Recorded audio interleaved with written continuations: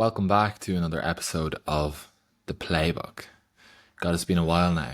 The last episode that I would have put up would have been 2 weeks ago. By the time that this comes out, it would have been 2 weeks ago. A bit has happened over the last 2 weeks, as I explained. Dad went back to Ireland for 10 days, which I'll shortly get to.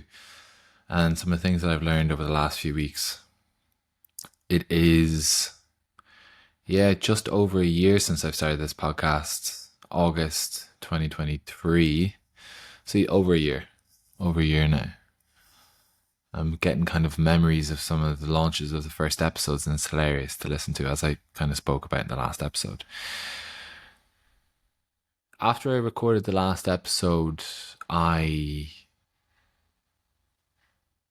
put that out, and then the day before I was going to go back to Ireland, I had a call with a guy who, it was an interesting call in terms of some business ideas that would be out of the real estate domain. But just before I took the call, I saw a comment on one of my previous podcasts. It was about 3 or 4 episodes now ago with Manel Casanova. And the comment was RIP. I didn't really understand why that was the case. I thought maybe somebody was saying RIP to the episode, that it was that bad. But I looked up his name, and it turned out that 2 weeks after I spoke to Manel, he was climbing a mountain. If you've listened to that episode, you will hear that how much he enjoyed climbing mountains. And he fell and unfortunately passed away, which was really confusing for me, to be honest. Like, only 2 weeks prior, or maybe 3 weeks prior, I'd been speaking to the person, and he'd left a long-lasting impact on me. Straight away after the episode finished, I spoke to my mum on the phone, and I told her that I met somebody who was really, really interesting. Somebody that reminded me of one of her friends, the kind of person who would be around. And it was definitely very confusing, to be honest. And my condolences go out to the family. I can't imagine how that would be. I think the big thing, I went home then and I was watching a TV show or something, a documentary online, and the guy was talking about the fact that he was documenting the Russian and Ukraine war and speaking to some of the soldiers, and he talked about the fact that he's got another ghost on his hard drive. That resonated with me. The fact that I've got this person who I spoke to locked in a time capsule of YouTube and Spotify who's no longer here.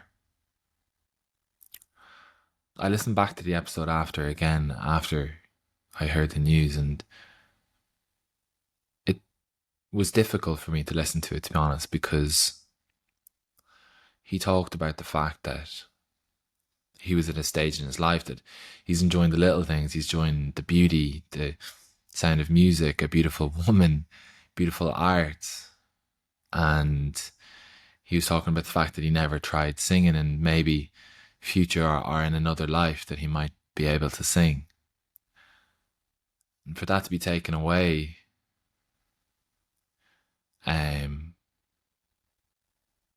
it's such a shame. Such a shame. When I talked to him, I met a man who was free. I met a man who was completely unique and unapologetically himself. Somebody who tried to take the best out of others and help them to show their unique sides and help them see where in their life they're not being kind of true to themselves. He was a spiritual and energy healer, and he helped others. But he seems to have had a profound impact on a lot of people around him, and he did have a massive impact on me. Like, I really, really enjoyed the episode. Really, really enjoyed the episode. But the fact that he's no longer here is something that I find a strange feeling, because, yeah, a very, very strange feeling. And the fact that the episode is still up, and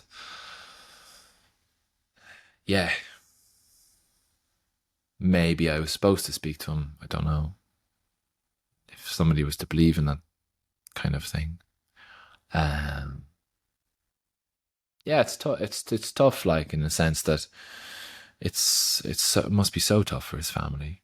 But I just thought I'd speak about this because I don't know. I didn't feel comfortable without starting a new episode after me finding out about it without speaking about it first. I heard that news and then obviously I went home and it made me feel even more grateful. I tend to recently have a lot more gratitude for the little things, and I'm finding the power in gratitude. After that news, when I went home, I realized that was the day before I left. Um, it kind of put the whole thing into perspective of like how important your family are and how important your friends are, and that this life shouldn't be taken for granted when in a click of a fingers it's just taken away. So when I went home, I felt a lot of gratitude, a lot of gratitude. I really enjoyed my time home. Went back for 10 days, and Ireland in the summer, the county in which I'm from during the summer is just absolutely beautiful. So nice. When the weather is good, granted, it's a really, really good place to be. But I had a lot of gratitude for that place. I had a lot of gratitude for my family. I had a lot of gratitude just for being amongst their company, being present, being just sitting around the dinner table for some food, or having a coffee in the morning at the breakfast table and some breakfast that somebody might have cooked, or going for a walk down the road in nature, or just listening to some music together, whatever it may be, but just the little things. And there's so much gratitude that can be taken from that. I always heard people talking about gratitude and the power of it, but only when only when I've started practicing myself have I found the real power. And the core things that I find myself being grateful for are people, friends, family, um, experience, little things, like coffee, good food, good music, good weather, nature, moving my body, and that gratitude kind of takes you into a complete feeling of being present. But and I completely was present, which I was really happy with, because within real estate it's really hard to switch off sometimes. Previously as an agent, like I would be on holidays but still answering calls, still answering WhatsApp, still speaking to people, kind of a numbing pain of anxiety about the fact that I was missing work, that things were going to be done and properties going to be sold or rented whilst I was away. People were still reaching out to me. I was still trying to coordinate viewings with some of my other agents. This time, though, finally, I've had a work phone and a work phone and a personal phone. So the work phone was where people would be messaging me, and obviously, I don't have my own properties at the moment, being a manager, and I just left the phone out. I just left the phone switched off. Basically, there was no 3G on it, and I would go a few days without checking it, and I felt myself. I felt back to normal. I felt okay. I am not being pulled from many directions like I sometimes can feel I am. And I don't have that feeling of when I'm on holidays that I have a burning anxiety feeling that I should be doing something, whatever. Everything went out the window when I went back home. No meditation, no reading, no journaling. Yes, gym sessions were done. Oh, we've got a ambulance outside. Yes, some gym work was done, and yes, I did run up and down a mountain for 14 kilometers. But other than that, it was really nothing. And that feeling of doing something that's difficult, especially with your family, my younger brother and older sister did that with me, running up a mountain in Sligo, a quite old race that's done every summer in Sligo. That feeling is unbeatable. Just doing that, the shared struggle with your family at the finish line, everybody else there, the people that you love, the most important people in your life, doing it together, finishing together, and having people there at the finish line waiting for you. Like I can't describe the feeling of that. I cannot describe the feeling of that. Like, I mean, the feeling in which I felt after that race, if I could bottle that, they would sell millions. Like, I guarantee you. And it's important to have those little pockets of peace or moments of joy or periods of gratitude. I think it's illogical for you to assume that I think long periods of time can be felt like that because there's constantly kind of peaks and lows and stuff like that. But I'm definitely more in the middle. But there's not always going to be this constant high.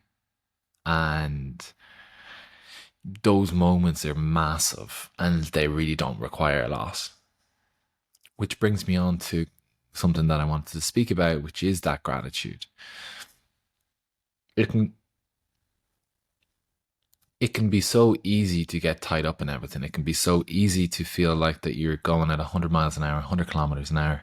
You're not taking any foot off the gas, that you must bite down hard on whatever it is you're doing, that you must hold the rudder extremely hard, that if you lay off the gas for 1 second, that you'll become complacent, that anybody who says that rest days are good for your body are just pussies, that you must be working 6, 7 days a week continually. I think that's important at the beginning. And I think it's difficult sometimes when you see social media, when you see the likes of Alex Hormozy, whatever, kind of what I was speaking about with the whole overwhelm was the feeling of gratitude, and what that will do is pull you into the present moment. It will take you into the here and now. And what that will do is you will forget about the past. You will forget about the future for a little few minutes, whatever that might look like, but it will pull you into a moment of gratitude. When we were doing the men's morning, I believe 4 or 6 weeks ago, there was a breathwork that was guided, and it started about visualizing and feeling the feeling of gratitude.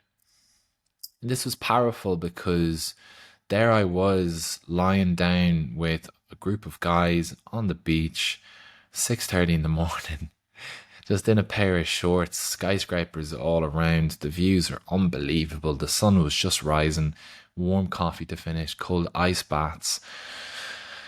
That feeling of gratitude just kind of overwhelmed and perpetuated through my body. And that took me into the present moment. And when you feel that gratitude with somebody else in a current experience, that's like nothing else you could experience. One of the other guys was feeling the exact same thing. And after, we were like, what the fuck? Like, what, like, it puts the whole thing into perspective. It's because a few years ago, if you told me that this would be my life, that this, not that I have achieved this, but I would be looking at this, I would be surrounded by these people, I would be doing this, you wouldn't believe it. I past me wouldn't have believed it. So why does current me take that for granted sometimes? And that pulls you into the present moment, and it kind of abolishes any anxiety or fear or negative emotion. It just pulls you into the present moments, pulls you into a place of gratitude. You're surrounded by some of your closest friends, which also got me thinking about the fact that I was lying down doing an ice bath on the Palm Jumeirah in Dubai, 6:30 in the morning. It was like 35 degrees outside. Sun was shining on my face. And what I cut back to, or what I felt my mind slip back to, was last Christmas when I went home to Ireland. I was doing an ice bath in December. It was 6:30 in the morning. It was a second-hand whiskey barrel that my brother had gotten from a distillery down the road. It was sitting outside the back of our house in the corner of the back garden. Nobody was around. It was pitch dark. The wind was howling. It was raining. The water was freezing. I couldn't see anything. Got into the ice bath. Nobody was there. No sun. Myself. No views. The rain beating on my back. The wind nearly taking me out of the ice barrel. And then I get out. Fast forward to me doing the exact same thing for the same amount of period in a different city, like I just spoke about. I was in the ice bath, both ice baths, for 6 minutes. Physiologically, what I got from them, exactly the same. My body still got the cold water exposure. My muscles would be repaired after the strenuous activity. Whatever the whole brown fat, blah, blah, blah, physiological benefits were exactly the same. Same amount of time spent doing the thing. So physiologically, it was the same outcome. How it felt was completely different. Completely different. One was extremely difficult, being at home in Ireland. The rain pissing down. Mentally, it was so much more difficult. The next was not difficult whatsoever. And this got me thinking the same ghost is the same for a run. Last Christmas, I did an 18-kilometer run back home in Sligo. Got up at 7 o'clock in the morning, still dark, went out, 5 layers on. I couldn't see where I was going. The rain was pissing down. There was cars whizzing by me, splashing puddles onto me. I was covered in filth, covered in muck. Sometimes I couldn't even see where I was going because the wind and the rain was so harsh. Did my 18 kilometers, came back to the house. Next weekend I did 18 kilometers on Kite Beach here in Dubai. Sun was shining, my top was off. It was a fresh morning. There was no rain. There were people on the running track. It was just a running track, no cars. People out walking, people walking their dogs, people out for coffee, people doing gym sessions out on the beach. 18 kilometers done. Same amount of calories burnt, same distance covered, same everything. Physiologically, the same outcome. How it felt, completely different. Completely different. One was so much more difficult. One, I was biting down on the bit. I needed all this extra motivation internally.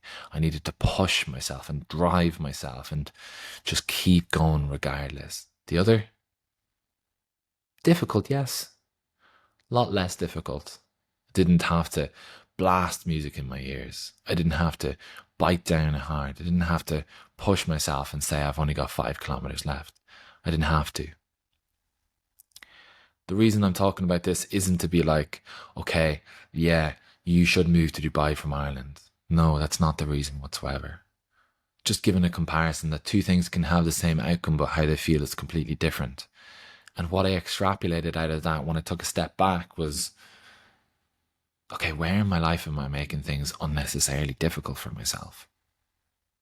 What am I doing that could have the same outcome, but I'm making it so much more difficult than it needs to be?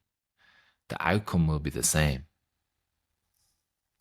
Could this be the way in which that I speak to myself and work?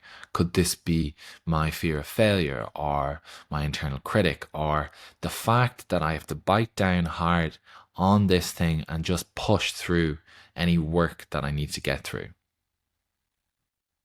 Does it have to be that difficult? The same goes for the start of here in Dubai. 6 months alone, lone wolf mentality. I have to wear the burden of everything by myself. My life is so important. My journey is so important. Nobody else understands. It's only me. It's me. It's a lone journey. Nobody gets me. I'm by myself. I don't know anybody. I can't find friends. I wasn't able to find friends, so I rejected having friends completely. That was extremely difficult. Extremely difficult. Mentally, it feels extremely difficult and sticky when I think about it. Fast forward a year, surrounded by friends. I've set up a run club. Similar people, similar age, similar guys, similar backgrounds, doing the same things, having conversations, being able to speak about ideas, being able to laugh and just chill out. The outcome, I guarantee you, will be the same. How it feels is completely different. Plus, I realized that I don't have to be so hard on myself.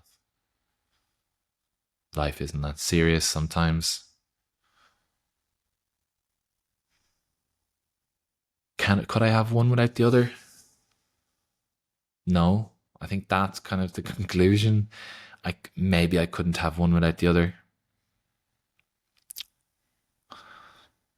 Lonely periods are important. Everybody needs to go through them. How long you stay in that lonely period is something that you should ask yourself. If you're moving to Dubai, if you're starting a new thing, understand that it's going to feel difficult to begin with, that it's going to feel like that you're going uphill with the wind and rain in your face. It will get easier. Mentally, it will feel easier. But yeah, I don't think I could have had one without the other. Anyways, me speaking about it won't change the fact. So I'm talking about this on a complete side note because it's been huge for me. Like, could the outcome be the same? How it feels completely different?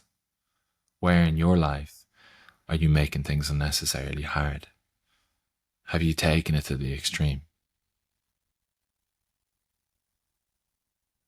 Don't get me wrong, like I feel like it's trendy to assume, like it's trendy to see people like Jocko Willink and Alex Ramosi or David Goggins being like, you're a fucking bitch, you know, it's supposed to be difficult, all that. But I don't know if it's that deep sometimes.